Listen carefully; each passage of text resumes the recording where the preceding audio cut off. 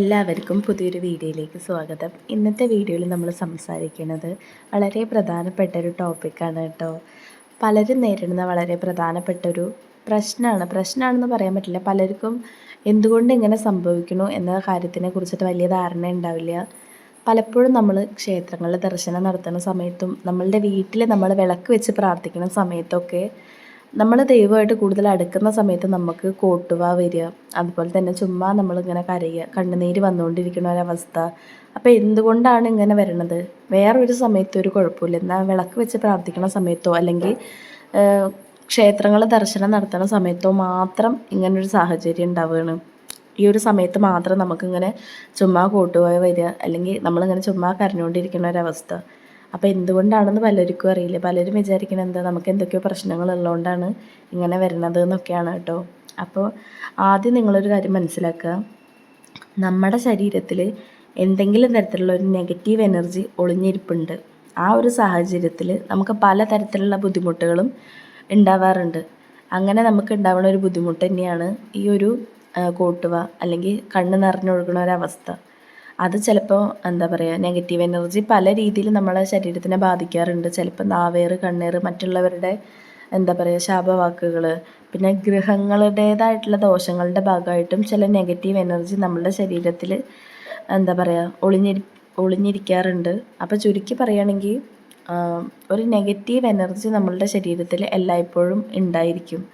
അത് പല കാരണങ്ങൾ കൊണ്ടായിരിക്കാം. ചിലപ്പോൾ മറ്റുള്ളവരുടെ നാവേറ്, കണ്ണേറ് അല്ലെങ്കിൽ ഗൃഹദോഷങ്ങളുടെ ഭാഗമായിട്ടായിരിക്കാം. അല്ലാതെയും നമ്മളുടെ ശരീരത്തിൽ പലതരത്തിലുള്ള നെഗറ്റീവ് എനർജികൾ ബാധിക്കാറുണ്ട്. അപ്പോൾ ഇങ്ങനെ ഒരു സാഹചര്യത്തിൽ എന്നാൽ നമുക്ക് പ്രത്യേകിച്ച് ഒരു ബുദ്ധിമുട്ടോ കാര്യങ്ങളോ ഒന്നും തന്നെ പ്രകടിപ്പിക്കാറുമില്ല കേട്ടോ. അപ്പോൾ നമ്മൾ അമ്പലത്തിൽ പോകുന്ന സമയത്ത് അല്ലെങ്കിൽ ക്ഷേത്രങ്ങളിൽ ദർശനം നടത്തുന്ന സമയത്ത് അല്ലെങ്കിൽ വീട്ടിൽ വിളക്ക് വയ്ക്കുന്ന സമയത്ത് ഈ ഒരു സമയങ്ങളിലായിരിക്കും നമ്മൾ ഭഗവാനോട് കൂടുതൽ അടുത്ത് നിൽക്കുന്ന ഒരു സമയം എന്ന് പറയുന്നത്. ഈ ഒരു സമയത്ത് ഭഗവാനും നിങ്ങളോട് എന്തോ പറയാൻ ആഗ്രഹിക്കുന്നു എന്നതിനെ സൂചിപ്പിക്കുന്നതാണ് ഈ ഒരു കോട്ടുവ അല്ലെങ്കിൽ കണ്ണുനീരൊക്കെ ആയിട്ട് പുറത്ത് വരുന്നത് കേട്ടോ. അപ്പോൾ നിങ്ങൾ പേടിക്കേണ്ടതായിട്ടുള്ള യാതൊരു കാര്യം ഇതിലില്ല. നമ്മളുടെ ശരീരത്തിനെ ബാധിച്ചിട്ടുള്ള എല്ലാ നെഗറ്റീവ് എനർജി അല്ലെങ്കിൽ കണ്ണേറ്, നാവേറ് അത്തരത്തിലുള്ള ഗൃഹദോഷങ്ങളുടെ ഭാഗമായിട്ടൊക്കെ നമ്മളുടെ ശരീരത്തിനെ ബാധിച്ചിട്ടുള്ള നെഗറ്റീവ് എനർജി പുറന്തള്ളപ്പെടുന്നൊരു അവസ്ഥയാണ് ഈ കണ്ണുനീരായിട്ടും അതുപോലെ തന്നെ കോട്ടുവായിട്ടൊക്കെ വരുന്നത്.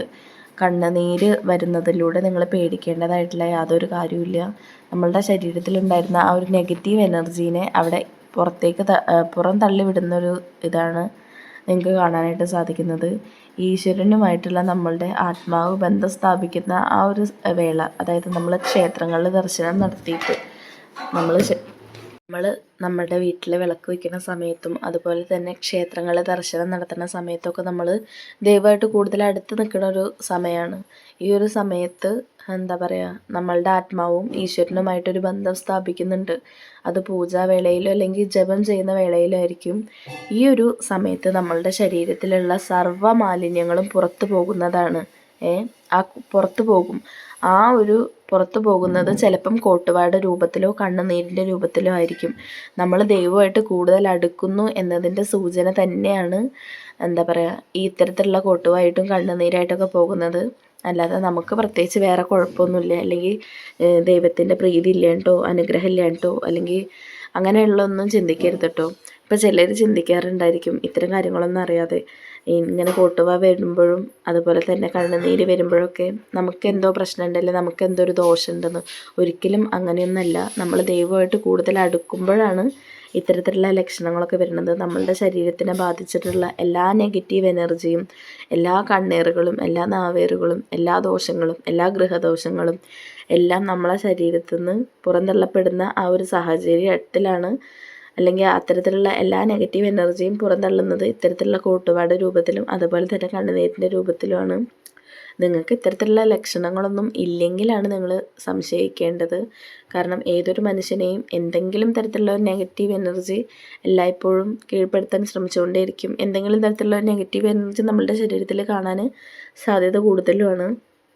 നമ്മൾ ക്ഷേത്രങ്ങളിൽ പോകുമ്പോഴാണെങ്കിലും അല്ലാതെ തന്നെ നമ്മളൊരു അരമണിക്കൂർ അല്ലെങ്കിൽ ഒരു 10 മിനിറ്റ് നമ്മൾ ആത്മാർത്ഥമായിട്ട് ദൈവത്തിനെ വിളിച്ചിട്ട് പ്രാർത്ഥിക്കുന്ന സമയത്താണെങ്കിലും നമുക്ക് ഇത്തരത്തിലുള്ള യാതൊരു ലക്ഷണവുമില്ല. നമുക്കൊരു കോട്ടുവാ പോലും വരുന്നില്ല, നമുക്കൊരു കണ്ണുനീര് പോലും വരുന്നില്ലെങ്കിൽ എന്താ പറയുക, എങ്കിലാണ് നമ്മൾ ശരിക്കും ശ്രദ്ധിക്കേണ്ടത്. അല്ലാതെ ഇങ്ങനെ കണ്ണുനീരും കോട്ടുവായൊക്കെ വരുമ്പോൾ പേടിക്കേണ്ടതായിട്ടുള്ള യാതൊരു കാരണവുമില്ല. പ്രാർത്ഥനാ വേളയിൽ കണ്ണുനീര് വരുന്നതും കോട്ടുവാ വരുന്നതും നെഗറ്റീവ് എനർജീനെ നമ്മളുടെ ശരീരത്തിൽ നിന്ന് പുറന്തള്ളിക്കൊണ്ട് നമ്മളുടെ ആത്മാവ് ശുദ്ധീകരിക്കുന്ന അവസ്ഥയാണ് കേട്ടോ. നെഗറ്റീവ് എനർജീനെ ഇല്ലാതെയാക്കുകയും നമ്മൾ ദൈവമായിട്ട് കൂടുതൽ അടുക്കുകയും നമ്മളുടെ ആത്മാവിനെ ശുദ്ധീകരിക്കുന്ന അവസ്ഥയാണ്. അപ്പോൾ ഇത്തരം കാര്യങ്ങൾ പ്രത്യേകം അറിഞ്ഞിരിക്കണം. കാരണം നമ്മളിലൊരു ഭയം ഉണ്ടാവാതിരിക്കാൻ വേണ്ടിയിട്ടാണ് ഈ ഒരു ടോപ്പിക്ക് ഇന്നത്തെ വീഡിയോയിൽ സംസാരിച്ചത്. അപ്പോൾ വീഡിയോ ഇഷ്ടപ്പെടുകയാണെങ്കിൽ ചാനലൊന്ന് സബ്സ്ക്രൈബ് ചെയ്ത് സപ്പോർട്ട് ചെയ്യാം. അതുപോലെ തന്നെ നിങ്ങൾക്ക് വീഡിയോസ് ഇഷ്ടപ്പെടുന്നുണ്ടെങ്കിൽ ലൈക്ക് ചെയ്യാനും ഷെയർ ചെയ്യാനും സബ്സ്ക്രൈബ് ചെയ്യാനും കമൻറ്റ് ചെയ്യാനും ഒന്നും മറക്കരുത് കേട്ടോ.